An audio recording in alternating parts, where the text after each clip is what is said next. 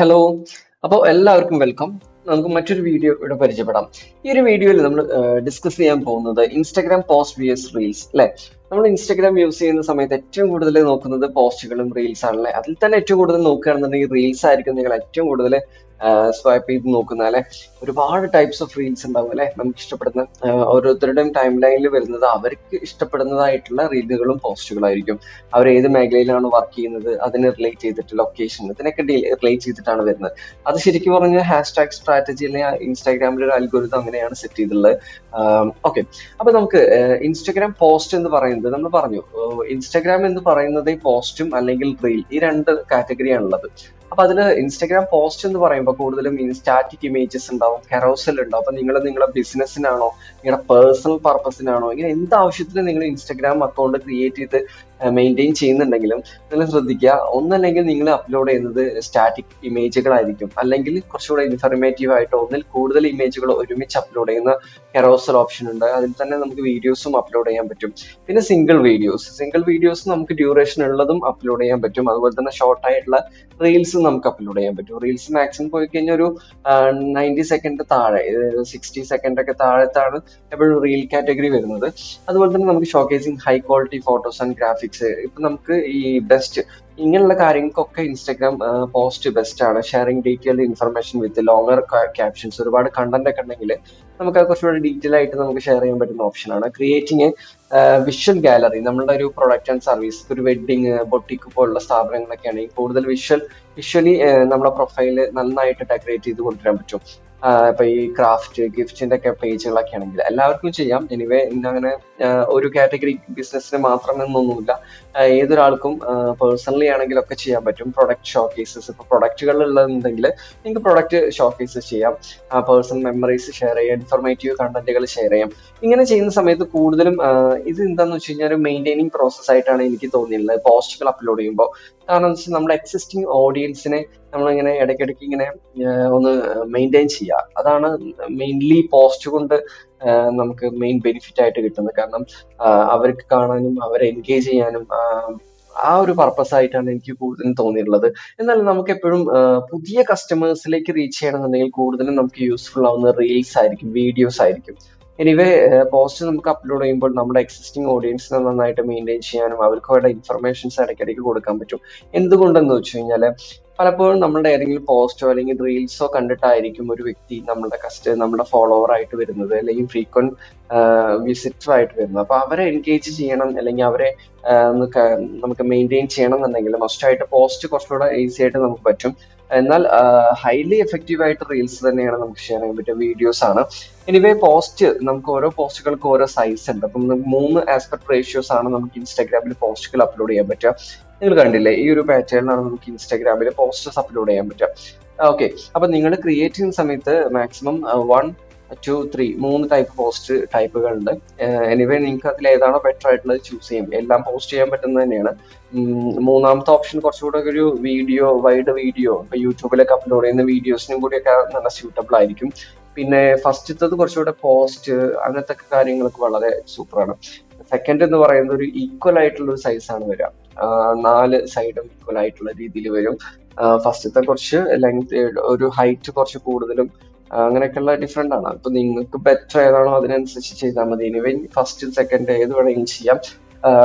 Okay, common ആയിട്ട് ഇപ്പൊ നമുക്ക് ഇൻസ്റ്റയിലും ഫേസ്ബുക്കിലും കൂടെ ഒരുമിച്ചൊക്കെ അപ്ലോഡ് ചെയ്യാൻ വേണ്ടി നിങ്ങൾ ഡിസൈൻ ചെയ്യുകയാണെന്നുണ്ടെങ്കിൽ ഫസ്റ്റ് ഓർ സെക്കൻഡ് നിങ്ങൾക്ക് ചൂസ് ചെയ്യാവുന്നതാണ്. ഓക്കെ, അപ്പൊ നമുക്ക് ഇതാണ് ഒരു പോസ്റ്റിനെ കുറിച്ച് നമുക്ക് ഒരു സിമ്പിൾ ആയിട്ട് പറയാൻ പറ്റുന്നത്. ബാക്കിയെല്ലാം നമ്മൾ എന്ത് ടൈപ്പ് ബിസിനസ് ആണ്, ഇപ്പോൾ ബൊട്ടിക് ആയിക്കോട്ടെ, ഒരു എഡ്യൂക്കേഷൻ ആയിക്കോട്ടെ, അതിനനുസരിച്ച് കണ്ടന്റ് മാറും, തീം മാറും. അത് നിങ്ങൾക്ക് ഡിസൈഡ് ചെയ്യാം എങ്ങനെ വേണം എന്നുള്ളത്. എന്തിരുന്നാലും നമ്മുടെ കസ്റ്റമറിന് എന്താണോ അവരുടെ പോയിന്റ് ഓഫ് വ്യൂവിൽ ചിന്തിച്ചുകൊണ്ട് അവർക്ക് എന്ത് വേണം, അവരെന്ത് കിട്ടിയാലാണ് സാറ്റിസ്ഫൈഡ് ആവുന്നത് അതിനനുസരിച്ച് കൊടുക്കുക.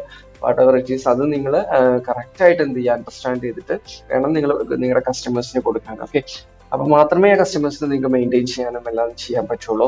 ഓക്കെ, പിന്നെ നമ്മൾ വളരെ ഇമ്പോർട്ടന്റ് ആയിട്ട് നമ്മൾ കാണേണ്ട ഒന്നാണ് ഇൻസ്റ്റഗ്രാം റീൽ എന്ന് പറയുന്നത്. കാരണം നമുക്ക് എക്സിസ്റ്റിംഗ് ഓഡിയൻസിനെ നന്നായിട്ട് മെയിൻറ്റെയിൻ ചെയ്യാനും പുതിയ ഓഡിയൻസിലേക്ക് പെട്ടെന്ന് ഫാസ്റ്റ് ആയിട്ട് ഓർഗാനിക് റീച്ച് കണ്ടെത്താനൊക്കെ ഏറ്റവും ബെസ്റ്റ് ആയിട്ടുള്ള ഒരു ഓപ്ഷൻ തന്നെയാണ് റീൽസ് എന്ന് പറയുന്നത്.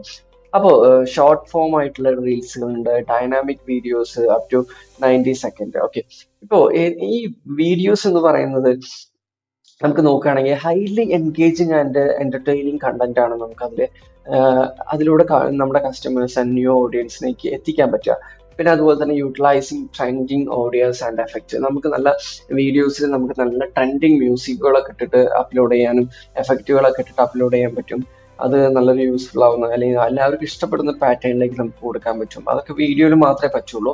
അതുപോലെ തന്നെ നമുക്ക് broad reach and discoverability and reels tab and explore reach. Okay, നമുക്ക് കൂടുതലും നല്ലൊരു റീച്ച് കിട്ടണമെന്നുണ്ടെങ്കിൽ റീച്ചിന് വേണ്ടിയിട്ട് യൂസ് ചെയ്യാൻ പറ്റും ബ്രാൻഡ് വിസിബിലിറ്റി. നമ്മുടെ ബ്രാൻഡ് ആയിക്കോട്ടെ, അല്ലെങ്കിൽ ഒരു പേഴ്സണൽ അക്കൗണ്ട് ആയിക്കോട്ടെ, ഒരു പേഴ്സണിന്റെ ഫേസ് കൂടുതൽ ഫെമിലിയർ ആക്കുന്നതിന് ഒരു ക്രിയേറ്റർ അല്ലെങ്കിൽ ഇൻഫ്ലുവൻസർ അല്ലെങ്കിൽ പബ്ലിക് ഫിഗർ ഇങ്ങനെയുള്ള ആളുകൾക്കൊക്കെ വിസിബിലിറ്റി കൂട്ടാൻ ഏറ്റവും ബെസ്റ്റ് എന്ന് പറയുന്നത് റീൽസ് ആയിരിക്കും. ദെൻ ക്യുക്ക് ട്യൂട്ടോറിയൽസ്, നമുക്ക് ക്യുക്കായിട്ട് പല കാര്യങ്ങളും മറ്റുള്ളവരിലേക്ക് എത്തിക്കുന്നതിനും അതുപോലെ തന്നെ നമ്മൾ എന്താണെന്ന് മനസ്സിലാക്കുന്നതിനൊക്കെ ഏറ്റവും ബെസ്റ്റ് എന്ന് പറയുന്നത് റീൽസ് തന്നെയാണ്, വീഡിയോ ആണ്. നമുക്കിപ്പോ പറയുകയാണെന്നുണ്ടെങ്കിൽ റീച്ചിന്റെ കേസിൽ പറയണേ excellent for attracting new followers and expanding audience. കണ്ടില്ലേ, ഞാൻ നേരത്തെ പറഞ്ഞല്ലേ, നമ്മുടെ റീൽസ് എന്ന് പറയുന്നത് ഏറ്റവും എക്സലന്റ് ആയിട്ടുള്ള ടൂളാണ്.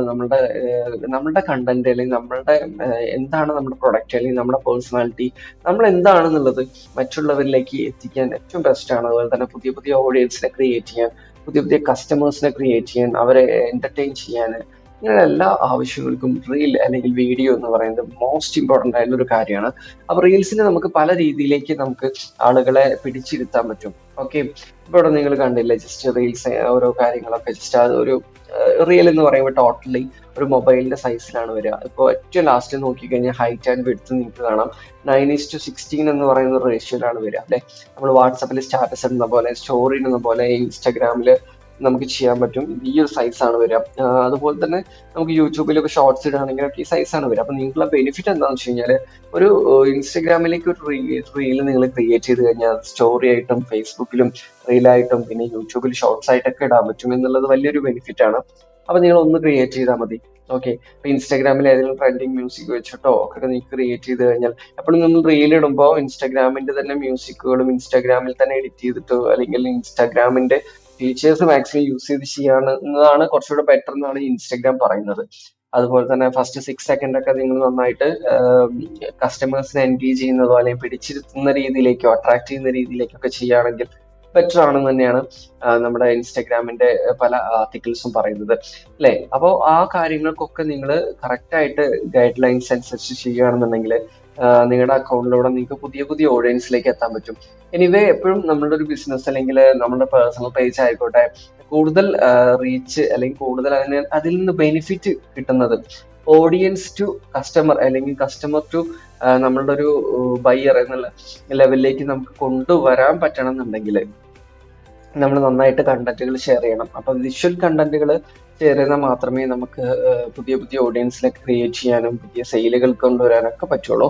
അപ്പൊ നിങ്ങൾ എന്ത് ചെയ്യുക, പോസ്റ്റ് ആയിട്ടും അതുപോലെ തന്നെ കറോസൽ പോസ്റ്റുകളായിട്ടും കറോസൽ വീഡിയോസ് ആയിട്ടും റീലുകളായിട്ടും സ്റ്റോറി ഹൈലൈറ്റ് ഇങ്ങനെയൊക്കെ പറയുന്ന പോലെ ഓരോ ഇൻസ്റ്റാഗ്രാമിന്റെയും സോഷ്യൽ മീഡിയ പ്ലാറ്റ്ഫോമിന്റെ മാക്സിമം ഫങ്ഷൻസ് ഫീച്ചേഴ്സിനെ യൂസ് ചെയ്തിട്ട് അടിപൊളിയായിട്ട് നിങ്ങളുടെ പേജ് മെയിൻറ്റെയിൻ ചെയ്യുക. ഡെഫിനറ്റ്ലി നിങ്ങൾ ഫോക്കസ് ചെയ്യേണ്ട അത്രയേ ഉള്ളൂ, ഫോളോവേഴ്സിനെ ഫോക്കസ് ചെയ്യുക.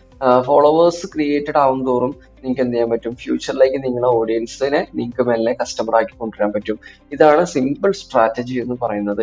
ഇതിനു വേണ്ടി നിങ്ങൾ എന്ത് എഫേർട്ട് എടുത്താലും അതൊരിക്കലും വേസ്റ്റ് ആകില്ല. അല്ലെങ്കിൽ നിങ്ങൾ ഫേസ്ബുക്കിനും ഇൻസ്റ്റാഗ്രാമിനും കാലാകാലം പൈസ കൊടുത്തിട്ട് ചെയ്യുന്ന പരിപാടിയാണ് നിങ്ങൾ നോക്കുന്നെങ്കിൽ ലൈഫിലും അത് തന്നെ ഉണ്ടാവുള്ളൂ, ഒരു മാറ്റം ഉണ്ടാവില്ല. അപ്പൊ ഫേസ്ബുക്കും ഇൻസ്റ്റാഗ്രാമിലും റേറ്റ് കൂടുന്നതിനനുസരിച്ച് നമ്മൾ അതിനനുസരിച്ച് പിന്നാലെ പോകേണ്ടി വരും.